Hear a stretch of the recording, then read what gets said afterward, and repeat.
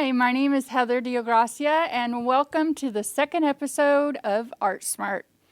My job here is to exclusively show some ideas of art to the public of Midland. I've lived here about 18 years, and I have found that there are many creatives in this area, and anything that I teach, I think anyone can try on their own at home. I am from California. I moved here about 18 years ago from San Francisco.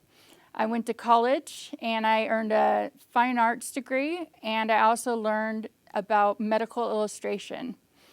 Today, I actually cut out some pages from medical illustration, so I'm going to include that in with my collage that I'm going to create today.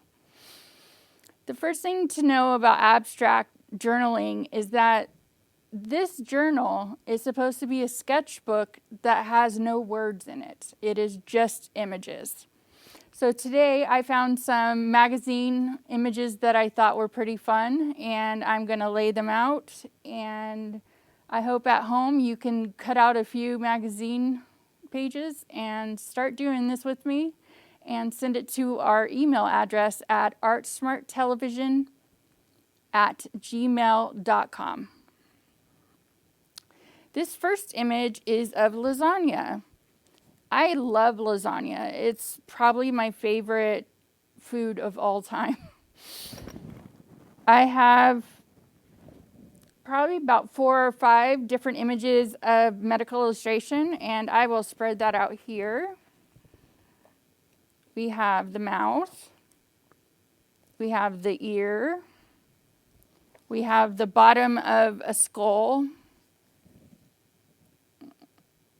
the mandible, and a full face of a skull. So what I'm going to do is I am first going to glue the lasagna down. So I take my glue and I pretty much just cover the whole surface liberally with glue.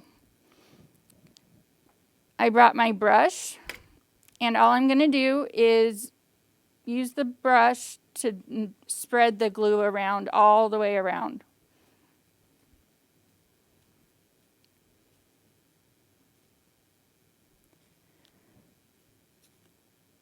The best part about having abstract is that it's non-representational, meaning that people can guess that it's lasagna, but there'll be other things around it to give you a mood of the style that you're going for. Today, I am in a happy mood, so I am going to try to lighten up the fun of art. Let me make sure I can get this in there. Yeah. So as you can see, I have a journal that has different pages in it, and they're all brown colors. And this page, I'm going to put in some bright colors. So the red sauce and the cheese makes a nice red and white area highlights. I'm going to cut out the skull.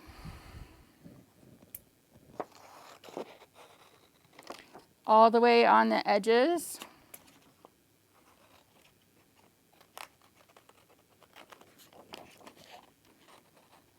And I was also going to say why this is good for your mental health. People who have anxiety, depression, ADHD, all kinds of mental health concerns can be treated through art therapy. And since I have a mental illness, this is what I do during my spare time, is create art. It puts me in a better mood. I feel like when I'm done, I've accomplished something. I'm going to put the skull right in the middle with lots of glue. And I usually use a brush to make it distribute easier all the way across.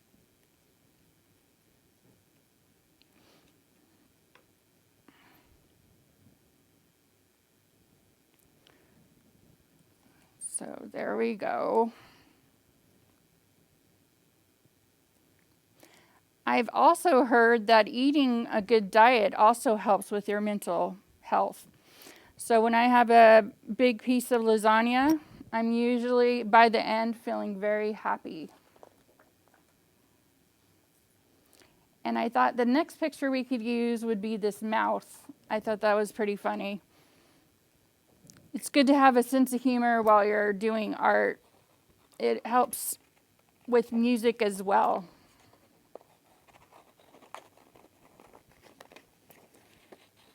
This is exactly what I look like when I'm eating lasagna. My mouth is wide open and I'm ready to eat it.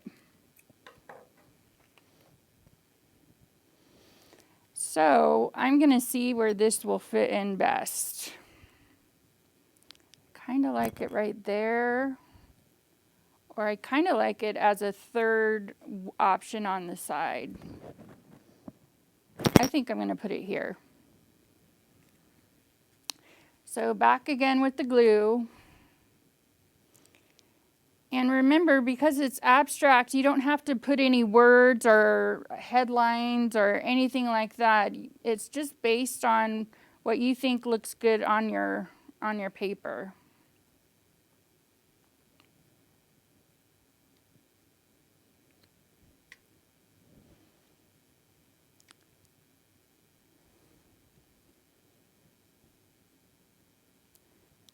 I also learned today that if you're getting really bad bubbles, you can use some type of box cutter and you slice where the bubbles are starting to happen.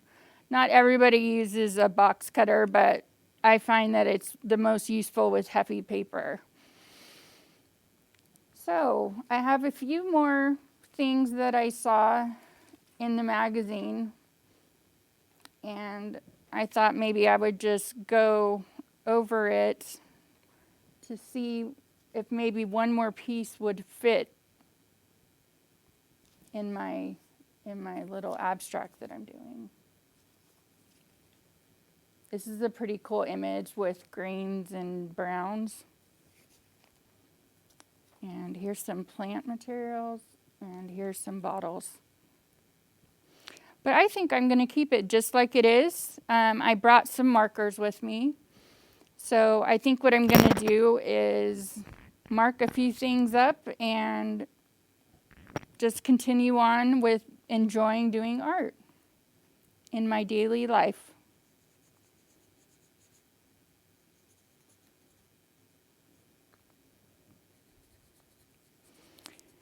Yeah, this marker doesn't want to seem to work. Let me see if I can get a different color.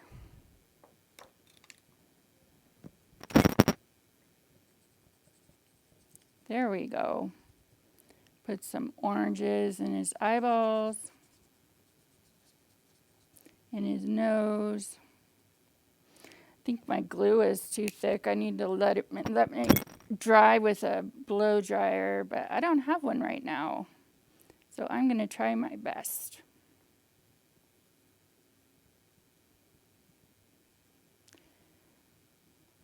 So that is my final image. And what I usually do when I'm done is I turn the paper over and I write my name, the date,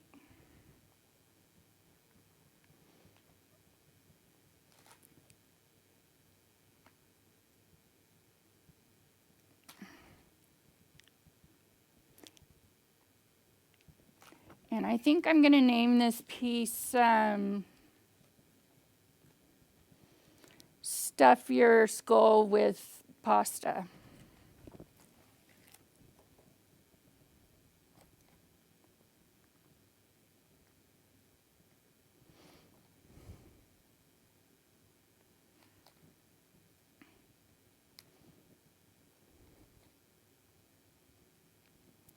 Thank you for joining me, and I hope you learned something new today. And I have brought in a very special guest. Her name is Valerie Allen. She graduated with a bachelor's from the University of Cincinnati in Bachelor of Fine Arts. Bachelor of Fine Arts. Yes. And she is a lecturer for Golden Artist Colors and a mentor for Maastricht's art community. Yes. She also is a national exhibitor. She's had many exhibits all over. And I have a few spots that you've been in. Super. Chicago Biennial. Yes, that was a thrill. New American Drawing. Yes, Santa Fe. Santa Fe. National Collage Society. And New England, is that where it was That's at? that, yes. Okay. Toward the Boston area. And then a site in Brooklyn, New York. Site Brooklyn. Yes, go Brooklyn. Yay, yay. In 2022, you received an award I did. for your art and community leader. Involvement with the community regarding the arts. Yes. Are you ready for questions? I am ready for questions. Okay, let's go. It's so good to be here, Heather, with you. Good. And I love what you're doing here, spreading the good. word. Yeah. The word of art. Yes, it's a language, isn't it? It is. It A is. different language, but. Yes. I have 6 questions for you. Okay. Okay. I first met you when you were a curator at Studio 23 in Bay City. Yes. Where did you learn about that position, or how did you find out about it? Oh, I'm a huge fan of networking for artists. You hear a lot about networking in the corporate world, but I networked with the director there, Tara Welch, for several years. Oh, it took years? Yeah. Well, I was over at Midland Center for the Arts working, and every time a position would come available at Studio 23, somehow I would be, I don't know, give them promotion or something would happen, and so I would stay. And then finally, I kind of retired from Midland Center for the Arts. Is that a bad word? It's, Retired for an artist, it is. It can have a different connotation, but retired for artists means nothing. You're not retired. Yeah, You're not exactly. retired. And she and I had coffee one day, just for fun, and I said, is there anything that I might be interested in at Studio 23? And she just, you could see the light bulb go off. Oh. She said, as a matter of fact. And she said, but you're going to take this one, right? Because I'd already been through the, can't do it this time, not do it this time. And then finally we did it. And boy, did we make a team over there. Did you have a spark after We that? had a spark. That We is always had amazing. a spark regarding the arts, very passionate. And that spark for 5 years just kind of burned. How long were you Yes, there for? yes, 5 years. And as far as like the learning experience, did you Yes. really enjoy being in a studio and learning new artists? And Oh my gosh. what was your favorite yes. parts of being a curator? My favorite parts of being a curator are, as a visual artist in my studio, that can be very quiet time, a lot away from people, a little more introspective. But I have a tendency to be a little more extroverted, a little more outgoing, and I love the energy of people around me. So that's what I filled that with over at Studio 23. And I met many, many artists. You have to use your inventive mind when you're curating, so there's a lot of organizing and herding all of this material together, but it's a very creative way to work. Each exhibit becomes your own, almost a painting, if you will. Yeah. I don't know if you know this, but Yes. Studio 23 was my first cell. Yay! Yes, Love yes, that. I did was- not know that. Yes. It was a Okay. huge picture of a knight and a princess, and I thought, no one's going to want this. Oh. But I put so much detail work in there, and I spent Yes. hours. Oh, Hours. wonderful. And then finally I got the call the last day. Love when that happens. Yes. The last day of an exhibit and you get that phone call. And you always, as an artist, think your work is the best. I worked so hard on this. But to actually be a first piece to sell in a gallery really touched my heart. Yes. It kept the fire going, the passion. It reinvigorates everything. Yeah, Definitely. absolutely. Definitely. Are you ready for the tough questions? Now I'm ready for the questions. That was an easy question. How does abstract journaling help enrich mental health? Oh, this is great. Okay. So I am a journaler, as you know, and I use the process more of the written word for me, and as far as my day-to-day journal. I use the Artist's Way theory, which was written by Julia Cameron. Yes. And I do 3 pages of notebook-sized paper a day, just random thoughts. It's mainly to set my day off right, to set my intentions, to get rolling. And the way I can use a visual art journal is definitely more of an emotional, it's more of a get me out of my own head type of journaling. And if I'm in a darker spot or feeling down, by just saying to myself, okay, let's do some visual collage journaling, I can get out of that cloud and into the creativity end, which is very exciting for me, and usually change my day around. Oh. Yeah, so They say definitely. for mental health, your mood changes every day. Yes, So it does. it's good to kind of track in your visual world too. Oh, Like you could absolutely. tell, February 2024, Yes, you know what I mean, that you Oh, were feeling yes. that certain way for a time period. That's and then you right. change. That's right. And I also know about Pablo Picasso going through color stages. Yes, So- and when you mentioned moods, I thought to myself, yes, you probably could track me through the moods Yeah. of color. Right now I'm craving a lot of color, and I feel that that's due to change of seasons, which definitely affect me as well.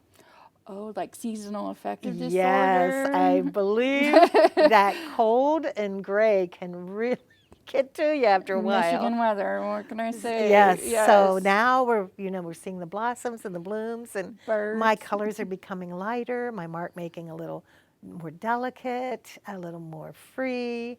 I'm just really, this month is going to be a good month. Celebrate! Get ready. Yeah, that's Yes. great.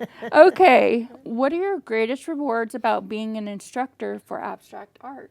Oh, my greatest reward being an instructor for abstract art is very easy. It's seeing the results that the artists taking my class come up with. And I even hesitate calling the artists taking my class students. They're artists coming in. When someone signs up for an abstract art class, they've usually had some training, it seems like. They maybe they're wanting to break out of representational just a little bit. Maybe they just want to understand abstraction, or maybe they want to incorporate the 2 styles in one. So there's room for everybody, but I feel that the artists coming in have a touch of art background. Do you say that people are born with this creative gene? Oh, boy. That's a tough one. That is a tough one. Are we born with that creative gene? Because I tend to find like mom was an artist, or my dad was Yes, an artist, or my true. grandparents, or I find there's some kind of genetic touch in there for some reason. You know what I think it is, and I don't know if it's art per se, but I feel that a lot of us come from backgrounds of makers.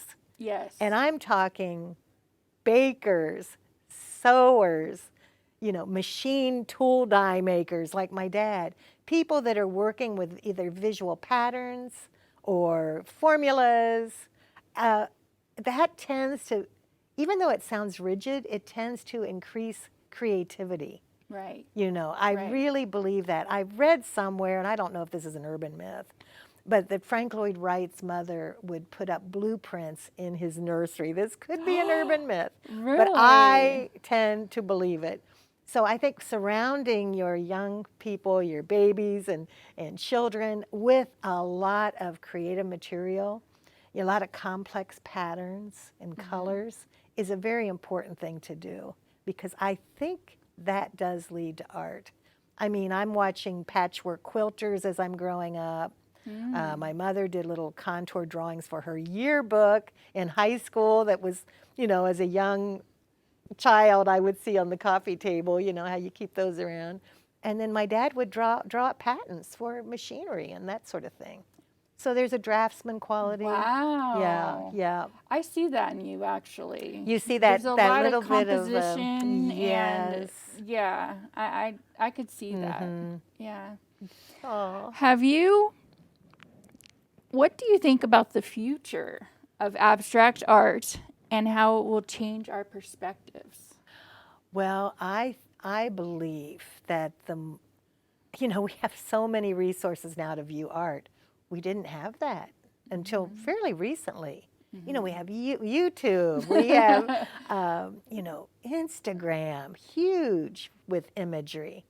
And so I feel the more and more abstraction that is seen by more people, not that it needs to be accepted, but I think people are going to crave to understand what's going on.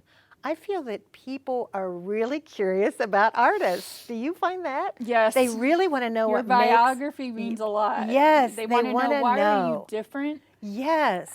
In some countries, I've heard in Portugal, they actually teach you to be weird in order to be an I artist. love that. I And love I'm that. like, that's Sign been my me up. nickname for a long time. Sign me up, because Be weird. I love telling the story of my background. I love hearing the story of your background, and people are curious about what makes artists tick. Yes. And I think that's the future. They're going to want to know more and more. It's going to become very important for artists to really know their background story. You know, And why they create a piece. and why. Because Why? Bring when the you- audience in. And once they buy your piece and you go and you run up to them, you give them Yes. hugs and you say Yes. thank you, Yes. they'll go, so what's the story? Yes, they'll say that immediately. Yes. So what is behind this piece of artwork? Yes. And the more you're ready, the better it is. Can I tell you the time that someone bought my art recently? Yes, please do. I did this picture of my dog. He passed away 2 years ago. I've never done a picture of a dog before, but I did it with my eyes closed. And then I Okay. drew me crying and my husband smiling because he has these great memories of, Right, you know, the happy man and their memories. dog. Yes. And then I have the emotional attachment. Yes. So I was crying. So, get this. The title of the piece was Three Ghosts of Boomer. Three Ghosts of Boomer. I love And that the name. person that bought it had a dog named Boomer? Boomer. I'm not kidding you. Oh, isn't That's that like fabulous? It was a fabulous match. Yeah, It it was sure fabulous. was. When that happens, it's magic, Yeah. isn't it? Yeah. Oh, I love that about art. It brings people together. Do you remember your first piece that sold? I do remember. okay. Well, I don't know if it was the first piece, but it's the first piece I put a heftier price on. You know, those price points, but I put it on there and I thought, because I really didn't want to sell it. You know what I mean? There's Yes. certain pieces of artwork that you really should keep in your collection because they're turning points. This one happened to be a turning point. It was an abstraction of a beat up old boat. I love boat shapes. Oh, okay. And it was totally abstracted and kind of tropical colors. And I had it at an outdoor art fair. And a gentleman came up and he looked at it and looked at it. And then he left. And then he came back again. Don't leave. Yeah, he came back. And the second time he came back, he said this to me. He said, I really love this painting. He said, I'm not feeling the greatest right now. He said, so how can we do this? And I said, we can do this very, very quickly. Painless. And he bought it, took it off my dividers that I had there for the outdoor art show. And we became fast friends after that. Nice. Yeah, I did a couple more paintings for him, a commission that his wife ordered from me for his Christmas. But we became, that happens. You form relationships with your collectors, and that's exactly what Yes. happened. And even though I was hesitant to sell the painting, I put a high enough price on it so it was worthwhile. He was the type of person that I would want to sell because he talked about my artwork, and he uplifted me. Oh, nice. From then on, it was wonderful. That Just is a wonderful. good first that's buy right. story. As far as, could you describe the human craft element of abstract art or journaling? Yes, the human craft element. The human element in an abstraction for me is all about the mark making. It's all about authentic art making. And that is much harder than it sounds. And what I mean by that is letting your body rule the mark making. Not so much tight, but letting your it's body language. Right. And that's giving you some gut feelings as far as the lines and the movement. Now, the reason I say that is hard because I catch myself all the time trying to refine the lines, trying to sharpen the lines. I was just going to mention that because I've taken your class. Yes. And it's never done. Yes. It's never done. That's right. It's never done. So you really, I have to really remind myself, get it down there, let it be. Walk away. If you do a 5-minute session in the studio and walk away, it's probably going to work out better than a 5-hour session. I'm not talking walk away for hours. I'm talking walking away for 20 minutes and coming back and doing another session. Short and sweet. I also saw that you used the same size, but blank. So you could use, your thought process can change with each one. Yes, the same size but blank. I'm trying to picture that. You mean I had another piece of paper there, or no? No, we had those canvas boards. Oh, we had our canvas boards. There were like 5. Heather was in a class with I was me. in a class from a scholarship. Yes, wonderful. Yes, and I learned in there that your work is never done. Just keep going. Yeah, there you go. Now I'm getting it. What I work in are layers. So you can leave it and come back and completely change it. Right. And that's just your history. That's the artist's history. And I love that. I'm working on 5 pieces right now. You are? They're all smaller. They're all smaller, but they started out with a certain language. I walked away for a day. Now they have a totally new language. I journaled about them this morning. You did? Yes, I'll be going back down there and adding another layer to the imagery. Please tell a little. Little? Just Tell a little? more? Yeah. Well, they went from very, very bright colors. Now they've gone to a very muted, almost a chamois color. It's Naples yellow is the color. Okay. So it almost has the feel of a skin or a hide or something like that. In prehistoric times, maybe a dried, I don't know. And then there's mark making that almost gives you the feeling of language, like language. So in my writings today, I thought to myself, what is language and how can language be interpreted or misinterpreted? How often do we get confused from one culture to the next on a simple phrase that we might find positive, but another culture would find very negative? So those bouncing of ideas back and forth, and how even a shape can mean one thing in one culture and a shape in another culture means something different. Right. So I'm going to go back in the studio today and start thinking about adding some shapes to that. And ultimately, for me in composition, the shapes kind of, they take the hierarchy. They're at the top of the pyramid. Oh, you know hierarchy, do you? Yeah, well, I'm slowly You've been learning. doing it a while. I was going to say, I'm doing a demonstration of what abstract journaling is. Wonderful. And the first thing I learned was to have gratitude. Yes. Oh, So just sit there for a minute and just say, I am creating this for me. This is my art for today. Yep. And I can do whatever I want. Isn't that wonderful? And that's why abstract's so beautiful, That because is the no freedom. one knows anything. That's right. And the other thing, Heather, to keep in mind is, and you've got the right track here, you're doing it, you're the artist, you are bringing something into the world that nobody has ever seen, nobody could ever do. It's completely you. And what a gift that is. It is a gift. Yeah. Yes. I think upstairs, but that's just me.